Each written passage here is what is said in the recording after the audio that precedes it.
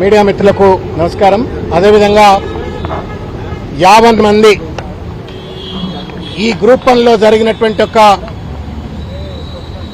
అవకతవకలకు వ్యతిరేకంగా పోరాడి న్యాయబద్ధంగా, ధర్మబద్ధంగా, రాజ్యాంగబద్ధంగా గెలిచినటువంటి విద్యార్థి నిరుద్యోగులందరికీ కూడా శిరస్సు వంచి నమస్కారం తెలియజేస్తూ కృతజ్ఞతలు తెలియజేస్తా ఉన్నాం బీఆర్ఎస్ పార్టీ తరపు నుండి.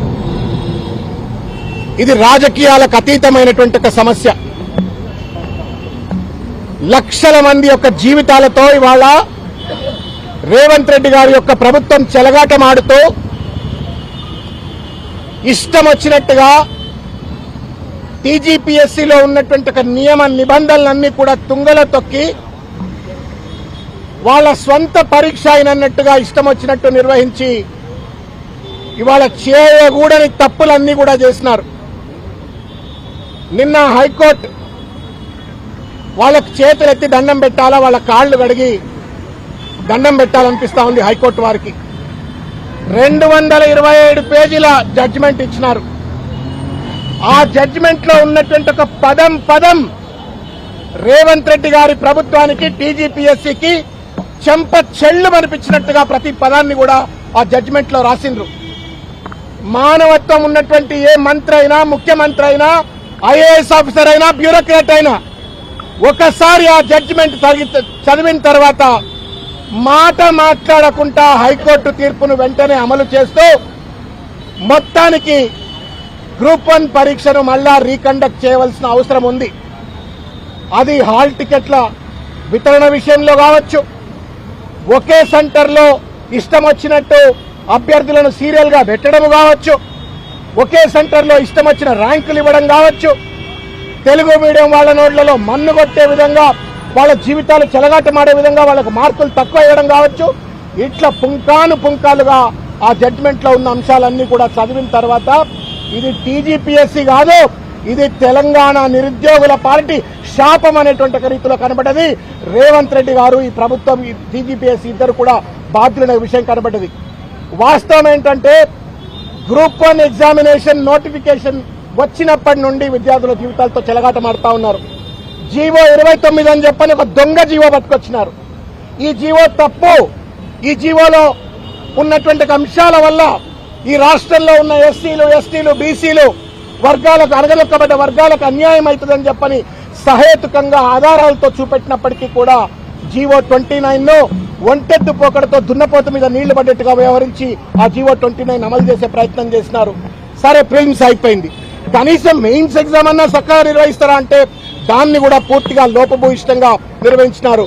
ఇంతకుముందు పెద్దలు ఆర్ఎస్ ప్రవీణ్ కుమార్ గారు చెప్పినట్టుగా మొత్తానికి గ్రూప్ 1 ఉద్యోగాలన్నీ కూడా అమ్ముకున్నారో ఏమో అని చెప్పని అనుమానం కలుగుతా ఉంది. లేకపోతే మెడకాయ మీద తలకాయ ఉన్నవాడు ఎవడైనా సరే, అడ్మినిస్ట్రేటివ్ రూల్స్ పట్ల కనీస అవగాహన ఉన్నవాడైనా సరే, టీజీపీఎస్సీ రూల్స్ ను అమలు చేయాలని చిత్తశుద్ధి ఉన్నవాడు ఎవడు కూడా ఈ రకమైనటువంటి ఒక తప్పులు కూడా చేయరు. నేను తెలంగాణలో ఉన్న నిరుద్యోగులకు, విద్యార్థులకు, అధ్యాపకులకు అందరికీ విజ్ఞప్తి చేస్తాను. ఒకసారి ఆ 220 పేజీల జడ్జిమెంట్ కాపీని చదివితే రేవంత్ రెడ్డి నిజ రంగు బయటపడుతుంది, టీజీపీఎస్సీ నిజ రంగు బయటపడుతుంది. కాబట్టి మేము బీఆర్ఎస్ పార్టీ తరపు నుండి ఈరోజు ఇక్కడికి వచ్చినాము. మళ్ళా మా గెల్లు శ్రీనివాస్ గారు, విద్యార్థి నాయకులు, వారు వివరంగా భవిష్యత్ కార్యాచరణ ప్రకటిస్తారు. కానీ మేము ఇవాళ కేటీఆర్ గారి యొక్క ఆదేశాల మేరకు మేము ఇక్కడికి వచ్చాము.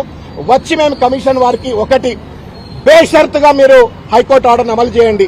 We are hearing the news that ఏదో రిట్ అపీల్ చేస్తాం, పెద్ద లాయర్లను పట్టుకొస్తాం, పెద్ద లాయర్లను పట్టుకొచ్చి మేము డబ్బులున్న లాయర్లను పట్టుకొచ్చి మేము ఏదో మ్యానిపులేట్ చేస్తాము, రిట్ అపీల్ చేస్తాము, ఫస్ట్ కోర్టుకు పోతామని చెప్పని అంటున్నారు. ఏ కోర్టుకు పోయినా నిర్దాక్షిణ్యంగా మీరు నిరుద్యోగుల గొంతు కోసినట్టే.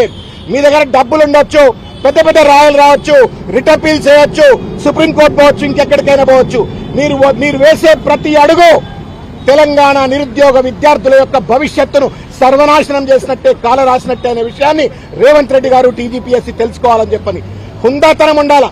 చేసిన తప్పును కోర్టు ఇంత స్పష్టంగా చెప్పిన తర్వాత హుందాతనంతో తప్పును ఒప్పుకొని ఆ పరీక్షను పూర్తిగా రద్దు చేస్తే మీకు కూడా మానవత్వం ఉంది, విజ్ఞత ఉంది అని చెప్పని ప్రజలు అనుకుంటారు. కాబట్టి ఈ యొక్క పరీక్షను రిటపీల్ అని చెప్పని హైకోర్టు ఆర్డర్కు వ్యతిరేకంగా పోకుండా వెంటనే రద్దు చేయాలని చెప్పని, అదేవిధంగా ఇన్ని తప్పులు ఎట్లా జరుగుతాయి?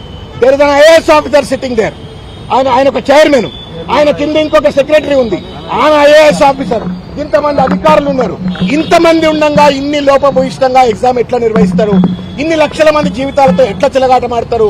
అంటే తప్పనిసరిగా దీంట్లో ఉన్నటువంటి ఒక అవినీతి వెనక ఉన్నటువంటి ఒక పెద్దలు ఎవరు, తిమింగలాలు ఎవరు బయటికి రావాలా, వాళ్లపైన చర్యలు తీసుకోవాలంటే పూర్తి స్థాయిలో విచారణ జరపాలని చెప్పని కోరుతా ఉన్నాం. అదేవిధంగా ఇంకొక విషయం ఓపిక బట్టరి, ఇంకొక విషయం ఏంటంటే ఇవాళ కోర్టు చెప్పింది టీజీపీఎస్సీ తప్పని, ప్రభుత్వం తప్పని చెప్పింది. మరి కేసులు పెట్టిన విద్యార్థుల పైన కేసులు పెట్టిన కేసులు ఎట్లా నిలవాలా? ప్రభుత్వం బేషరతుగా కేసులన్నీ కూడా ఎత్తివేయాలని చెప్పని డిమాండ్ చేస్తా ఉన్నాము. భవిష్యత్ కార్యాచరణ తప్పనిసరిగా పెద్ద ఎత్తున ఉంటుంది. నిరుద్యోగుల పక్షాన ఈ అవినీతిని మాత్రం కొనసాగనీయం. ఈ యొక్క జులుంను విద్యార్థుల పట్ల, నిరుద్యోగుల పట్ల ఈ జులుంను మేము కొనసాగనీయం. రాహుల్ గాంధీని తీసుకొచ్చి అశోక్ నగర్ లో ఓట్లు వేయించుకున్నారు. రేవంత్ రెడ్డి అశోక్ నగర్ పోయి ఓట్లు వేయించుకున్నారు. ఇవాళ సిగ్గు ఎక్కువ లేకుండా, కనీస కృతజ్ఞత లేకుండా ఇవాళ అశోక్ నగర్ నిండా పోలీసులే, చిక్కడపల్లి లైబ్రరీ దగ్గర పోలీసులే. మరి వాళ్ళ మిలిటెంట్లా, టెర్రరిస్ట్లా? హైకోర్టు తీర్పు వచ్చిన తర్వాత విజయోత్సవం కూడా జరుపుకోవద్దు, వాళ్ళు కనీసం సంబరాలు చేసుకోవద్దన్న రీతిలో పోలీసుల పదగట్టాల కింద విద్యార్థుల యొక్క ఆకాంక్షలు, నిరుద్యోగుల ఆకాంక్షలు అణగదొక్కాలనే ప్రయత్నం చేయడం అన్యాయం, నేరం. దీన్ని మేము తీవ్రంగా ఖండిస్తా ఉన్నాం.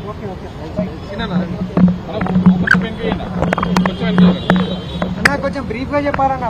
అరే అన్న, ఇష్టం లేకపోతే కవర్ చేయకు, అట్లా మాట్లాడద్దు నువ్వు.